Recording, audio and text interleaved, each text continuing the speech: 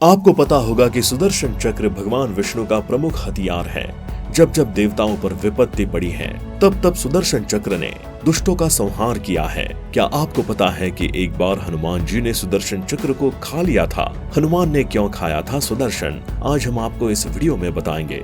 आप हमारे साथ बने रहें। दोस्तों, त्रेता युग में भगवान विष्णु ने श्री राम के रूप में धरती पर जन्म लिया था और उनके भक्त हनुमान जी भी थे। कहा जाता है कि हनुमान जी धरती के अंत तक इस पर बने रहेंगे। उन्हें चिरंजीवी कहा जाता है। भगवान विष्णु ने मनुष्य के रूप में कई बार धरती लोक में जन्म लिया।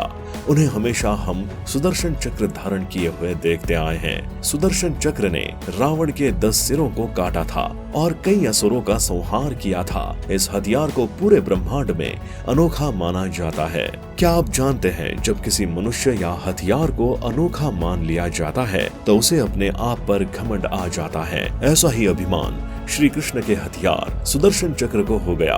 एक बार सुदर्शन चक्र ने सोचा कि भगवान विष्णु के सभी रूप मुझे धारण करते हैं और बलशाली असुरों को मारने के लिए हमारा इस्तेमाल करते हैं। इस पर सुदर्शन चक्र घमंड करने लगा। श्री कृष्ण ने उसकी इस बात को समझ लिया और सोचा सुदर्शन चक्र का घमंड तोड़ना जरूरी है।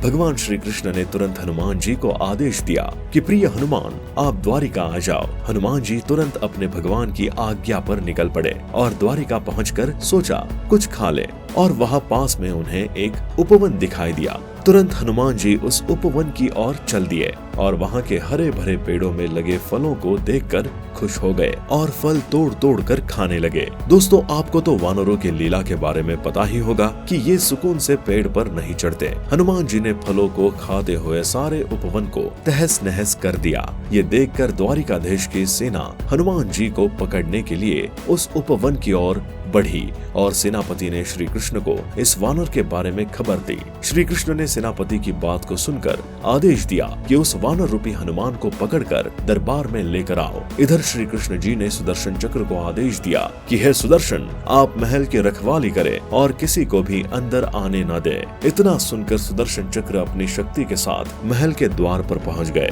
और उस वानर रूपी हनुमान की आने की प्रतीक्षा करने लगे। इस शक्तिशाली युद्ध को देखने के लिए आकाश से देवतागण भी नजर बनाए हुए थे।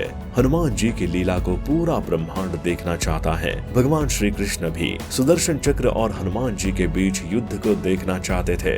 वो बहुत उत्साहित थे। इधर हनुमान जी सेना को चकमा देते हुए महल के द्वार पर पहुंच गए, जहां सुदर्शन चक्र महल के द्वार की रखवाली कर रहा था। हनुमान जी ने सुदर्शन चक्र को रास्ते से हटने के लिए कहा और उससे युद्ध न करने की अपील भी की, लेकिन सुदर्शन चक्र नहीं माना और हनुमान जी से युद्ध करने के लिए कहा। इसके तुरंत बाद उसने आव देखा न ताव और हनुमान जी से भिड़ गया। सुदर्शन चक्र को शायद हनुमान जी की ताकत का अंदाजा नहीं था। हनुमान जी भगवान श्री राम के भक्त और शिव का अवतार हैं। उन्हें हराने वाला पूरे ब्रह्मांड में पैदा नहीं हुआ है। सुदर्शन ने बहुत दांव पेच चले, लेकिन हनुमान जी पर हावी न हो पाए। हनुमान जी सुदर्शन चक्र को बच्चे की तरह खेल रहे थे। दोस्तों, हनुमान जी ने देरी न करते हुए कि लड़ाई कब तक करें और सुदर्शन चक्र को अपने मुंह में निगल लिया और महल के अंदर प्रवेश कर गए। दरबार में श्री कृष्ण को देखकर हनुमान जी ने उन्हें नतमस्तक किया और उनका आशीर्वाद लिया। श्री कृष्ण जी के हनुमान जी की लीला के बारे में पहले से पता था, लेकिन दूसरे ही पल श्री कृष्ण ने हनुमान जी से पूछा, आप अंदर कैसे आ गए? मैंने तो सुदर्शन चक्र को द्वार पर रखवाली करने के लिए भेजा था और किसी को भी अंदर आने से मना किया था। हनुमान जी ने भगवान श्री कृष्ण की बात को सुनकर उसका उत्तर दिया कि हे भगवान, सुदर्शन चक्र ने मुझे रोका था और उसने मुझसे युद्ध भी किया, लेकिन मैंने ज्यादा समय न व्यतीत करते हुए उसे मुंह में निगल लिया। ये सुनकर दरबार के सभी मंत्रीगण आश्चर्य से हनुमान जी को देखने लगे और उनकी प्रशंसा करने लगे।